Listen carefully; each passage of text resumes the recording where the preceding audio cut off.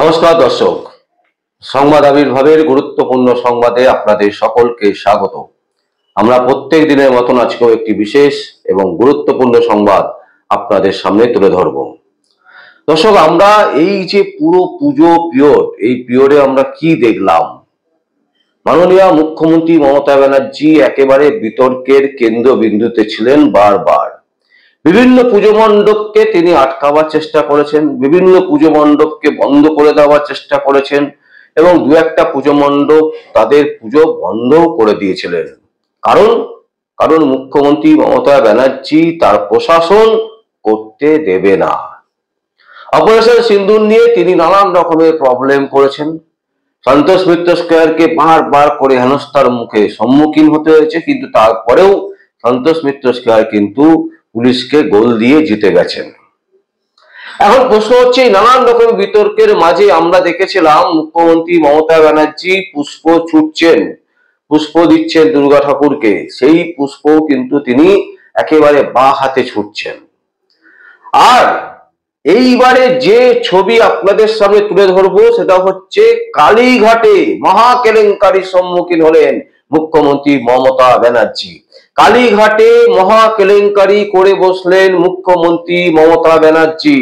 আমরা সেই ছবি আপনাদের সামনে তুলে ধরছি, যে ছবিতে দেখা যাচ্ছে যে মুখ্যমন্ত্রী মমতা ব্যানার্জি তিনি যে চন্দ্রমিত্র খাচ্ছেন, সেই চন্দ্রমিত্র তিনি আবার তার এটো চন্দ্রমিত্র তিনি কালী ঠাকুরের দিকে ছুড়ে দিচ্ছেন, তার মুখের দিকে ছুড়ে দিচ্ছেন। দেখুন সেই চিত্র আমরা তুলে ধরছি। কালীঘাটের মহা কেলেঙ্কারি করে বসলেন মুখ্যমন্ত্রী মমতা ব্যানার্জি এবং সেই ছবি কিন্তু ইতিমধ্যে কলকাতা তথা পশ্চিমবঙ্গ, সারা ভারতবর্ষ এবং সারা পৃথিবীতে ভাইরাল হতে শুরু করেছে। আমরা সেই ফটো আপনাদের সামনে তুলে ধরছি। মুখ্যমন্ত্রী মমতা ব্যানার্জি তিনি কালীঘাটে গেছিলেন এবং কালীঘাটে যাওয়ার পর তিনি পুজো দিয়েছেন। পুজো দেওয়ার পর তিনি চন্দ্রমিত্র নিচ্ছিলেন এবং সেই চন্দ্রমিত্র নেওয়ার পর সেই চন্দ্রমিত্রই তিনি সেই চন্দ্রমিত্রই তিনি কালী ঠাকুরের দিকে ছুটছেন, কালী ঠাকুরের মায়ের দিকে ছুটছেন এবং তার মুখের দিকে ছুড়ে দিচ্ছেন। দেখুন সেই চিত্র আমরা আপনাদের সামনে তুলে ধরছি এবং একটি ভিডিও ফুটেজও আমাদের কাছে এসছে, যদিও সেই ভিডিও ফুটেজ আমরা এই মুহূর্তে দেখাতে পারবো না। তার কারণ হচ্ছে ইউটিউবের কিছু শর্তাবলী আছে, সেই শর্তাবলীর জন্য আমরা দেখাতে পাচ্ছি না। কিন্তু ফটোতে একেবারে স্পষ্ট দেখা যাচ্ছে মুখ্যমন্ত্রী মমতা ব্যানার্জি তিনি কালী ঠাকুরের দিকে, কালী ঠাকুর কালী মায়ের দিকে, একেবারে মা কালীর দিকে একেবারে তার যে মুখের এটো জল, সেই জল ছুটছেন মা কালীর দিকে। এই ধরনের ভয়ঙ্কর ঘটনা, ভয়ঙ্কর কেলেঙ্কারি কিন্তু মুখ্যমন্ত্রী মমতা ব্যানার্জি ঘটিয়েছেন এবং এই নিয়ে কিন্তু তোলপাড় রাজ্য রাজনীতিতে, যেখানে মুখ্যমন্ত্রী মমতা ব্যানার্জি তিনি জানেন যে বারবার করে তার নেতৃত্বে বিভিন্ন পুজো মণ্ডপকে আটকে দেওয়ার চেষ্টা হচ্ছে। বারবার করে আমরা দেখতে পাচ্ছি বিভিন্ন পুজো মণ্ডপে তিনি বাধা সৃষ্টি করছেন। সেই নিয়ে কিন্তু সমালোচনার ঝড় উঠেছে। কলকাতা হাইকোর্ট থেকে অনুমতি নিয়ে সন্তোষ মিত্র স্কয়ারের পুজো হচ্ছে, তারপরেও সেই সন্তোষ মিত্র স্কয়ারের পুজোকে বাদ সাধছিলেন বারবার প্রশাসন। নানান অজুহাতে তাদের পুজো বন্ধ করার চেষ্টা করা হয়েছে।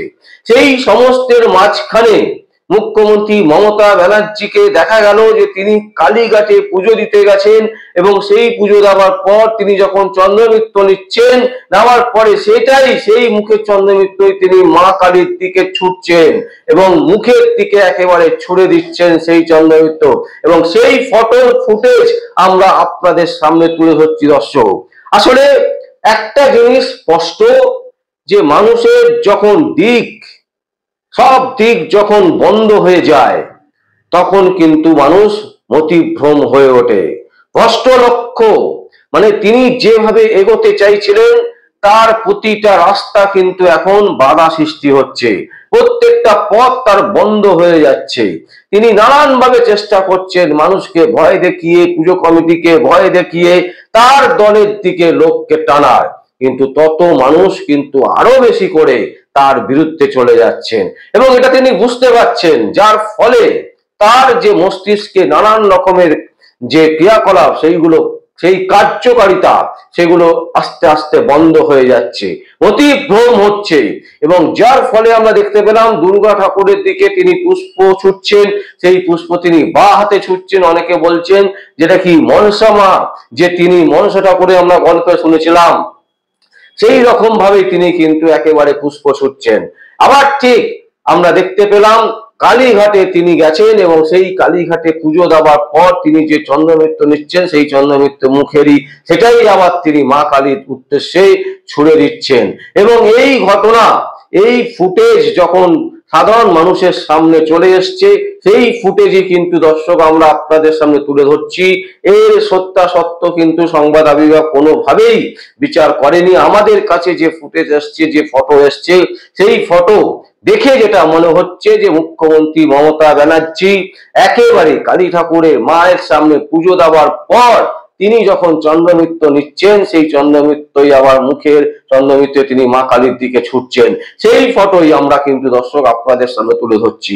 এবং এটা এক প্রকার বলা যেতে পারে চলে যাবার আগে মতিভ্রম। মানে 2026-এ আপনারা জানেন যে শ্রমিক ভট্টাচার্য বিজেপি রাজ্য সভাপতি, তিনি ইতিমধ্যে বলে দিয়েছেন যে মুখ্যমন্ত্রী মমতা ব্যানার্জির কোনো ক্ষমতা নেই, মানে কোনো দেব দেবী থেকে শুরু করে কোনো রাষ্ট্রীয় ক্ষমতা নেই যে মুখ্যমন্ত্রী মমতা ব্যানার্জিকে আবার মুখ্যমন্ত্রী মমতা ব্যানার্জি আসনে রাখবে বা তৃণমূল কংগ্রেস বিধানসভায় থেকে যাবে, তা কিন্তু হবে না।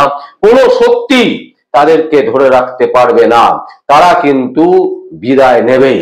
এবং সেই বিদায়ের যে ঘন্টা বিজেপি রাজ্য বিজেপির সভাপতি শ্রমিক ভট্টাচার্য বাজিয়ে দিয়েছেন, সেই বাজনার আওয়াজে কি মুখ্যমন্ত্রী মমতা ব্যানার্জির মতিভ্রম হলো?